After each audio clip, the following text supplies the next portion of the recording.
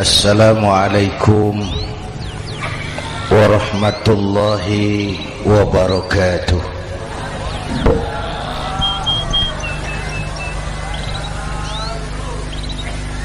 Alhamdulillahi wa kafa, wassalatu wassalamu ala sayyidina Muhammadin al-Mustafa wa ala alihi wa ashabihi ahli sidqi wal wafa, amma ba'd. Para ulama, para habaib, para masyayikh yang saya muliakan, yang terhormat Bapak Kapolres dan Bapak Dandim, Sahibul Bait, segenap keluarga besar Pondok Pesantren Raudhatul Muta'allimin Al-Aziziyah,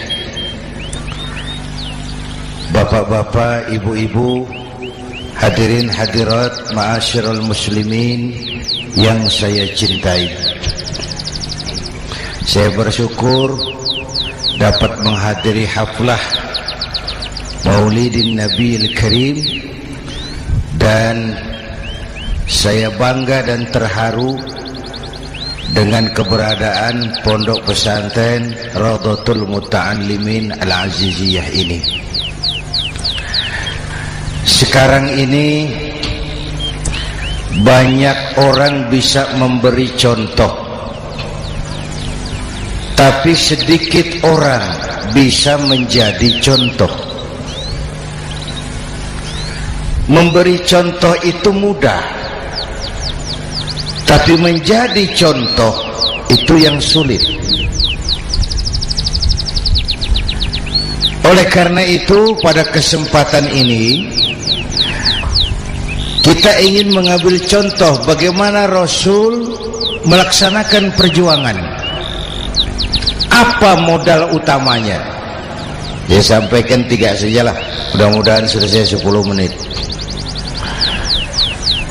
Yang pertama, modal utama perjuangan baginda Rasul adalah akhlakul karimah. Memperbaiki akhlak dengan akhlak. Oleh karena itu, Suramadu sudah selesai. Dari dan ke Madura jadi lebih mudah. Bahkan Madura akan jadi daerah industri. Tetapi yang kita ingin, Madura tetaplah Madura. Akhlak tidak boleh berubah. Zaman boleh berubah, akhlak tidak. Masa boleh berganti, tapi keyakinan tidak boleh mati. Nah, soalnya adalah kepada siapa kita harus berakhlak. Kita itu kan harus berakhlak kepada 2. Kita harus berakhlak pertama kepada Allah. Ini yang terpenting. 13 tahun Rasul berjuang di Mekah hanya memperbaiki akhlak kepada Allah, menanamkan tauhid, meluruskan akidah, membangun keyakinan. 13 tahun di Mekah itu, dengan perhitungan kalau fondasi kuat, bangunan aman. Kalau fondasi melenceng, bangunan bengkok. Kalau fondasi rapuh, bangunan runtuh. Bangunan bagaimana fondasinya? Orang hidup bagaimana imannya? Kekuasaan dan jabatan baru ada manfaatnya kalau dipegang tangan orang beriman. Kalau tidak, yang muncul Fir'aun. Harta baru terasa manfaatnya kalau dipegang tangan orang beriman. Itulah sebabnya bangsa kita ini bukan cuma perlu orang pintar, kita perlu orang benar. Bahkan di masyarakat lebih baik benar tidak terlalu pintar ketimbang pintar tapi tidak benar.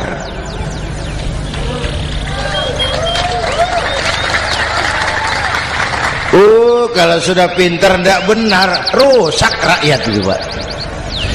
Disuruh ngurus beras malah nimbun beras. Ya, disuruh ngurus laut jadi bajak laut.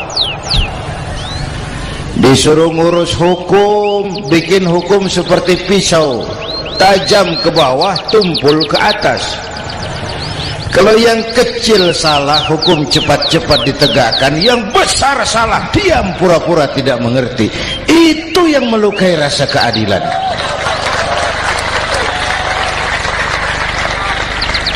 Mulai dari akhlak kepada Allah. Bagaimana cara berakhlak kepada Allah? Caranya dua. Pertama, jangan menyekutukannya dengan sesuatu pun.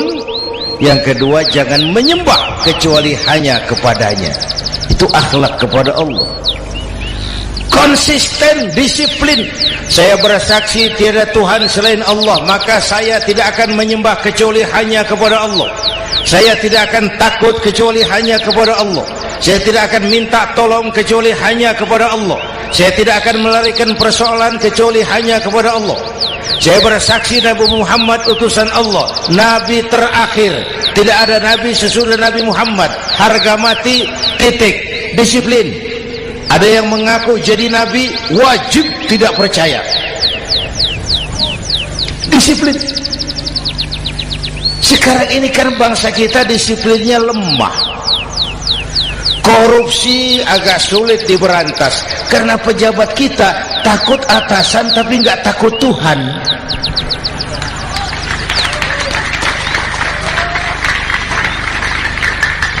Itu sama dengan anak muda naik sepeda motor ngebut, lampu merah jalan terus, di stop sama polisi. Iya pak. Minggir. Siap. SIM ada pak.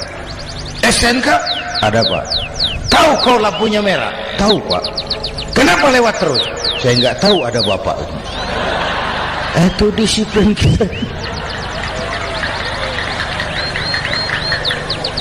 Tenang bener jawabnya, kayak orang nggak salah.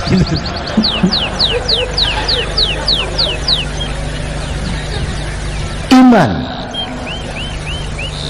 Apalagi belakangan ini saya sering bilang gini pak, ini humor tapi agak tasawuf. Orang yang paling tenang hidupnya itu tukang parkir. Coba lihat tukang parkir, walaupun mobil banyak, mereknya bagus-bagus, tidak pernah sombong. Tenang. Nanti mobil pergi satu demi satu, habis sama sekali, dia tidak sedih. Tenang. Mobil banyak tidak sombong, mobil habis tidak sedih. Apa rahasianya? Ternyata, nih tasawufnya di sini. Tukang parkir tidak merasa memiliki, tapi merasa dititipi. Betul. Siapa saja yang merasa memiliki, bersiaplah kehilangan, dan itu menyakitkan.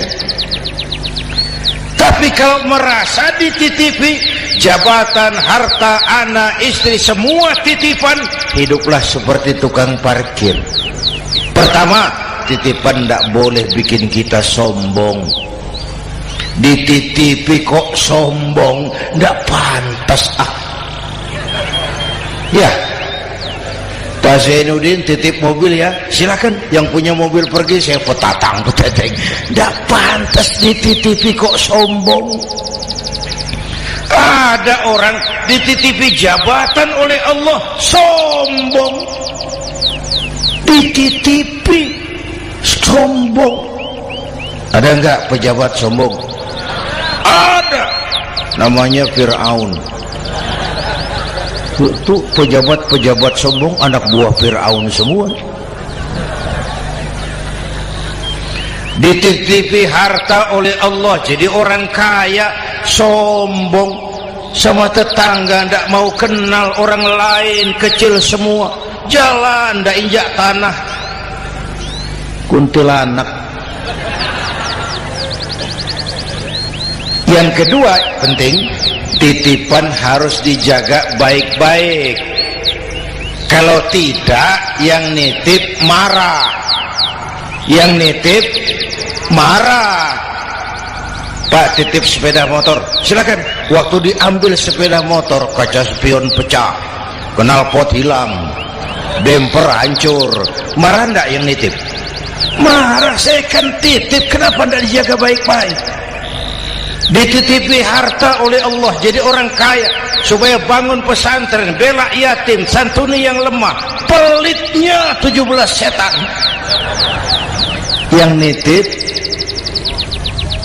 nitip marah. Dititipi jabatan oleh Allah isinya korupsi saja, yang nitip marah. Nah, saya mau kasih lihat sekarang. Allah titip Indonesia. Allah titip Indonesia. Hai rakyat, ini Indonesia, aku titip, kata Allah. Sebentar, ada meja mau naik. Silakan, Mas. Iklan. Ya, terima kasih. Jangan disangka kalau disediakan air teh pidatonya jadi lama. Dekorasi ini kok. Sampai mana tadi? Hai rakyat, ini Indonesia, aku titip, kata Allah. Ini negara besar dan kaya. Titipan ini ditebus dengan keringat, air mata, darah, dan nyawa. Ini bedanya. Malaysia memang merdeka, tapi diberi Inggris. Singapura merdeka, diberi Inggris. Indonesia merdeka, keringat, air mata, darah, dan nyawa. Ini negara aku titip, kata Allah. Ini negara besar dan kaya. Buminya subur. Di atas perut buminya segala tanaman hidup. Di bawah perut buminya ada gas, minyak, batu bara. Lautnya kaya, hutannya kaya. Kekayaan negeri ini harus digunakan bagi sebesar-besar kemakmuran rakyat. Itu amanat konstitusi. Disalahgunakan, dikorupsi, yang nitip marah. Yang nitip marah. Kalau dia marah, dia suruh makhluknya yang lain negur. Siapa? Merapi, Bromo, anak Krakatau. Itu Merapi demo, Pak. Kalau kita rakyat demo, anak buahnya Pak Danres turun. Tapi kalau Merapi demo, siapa yang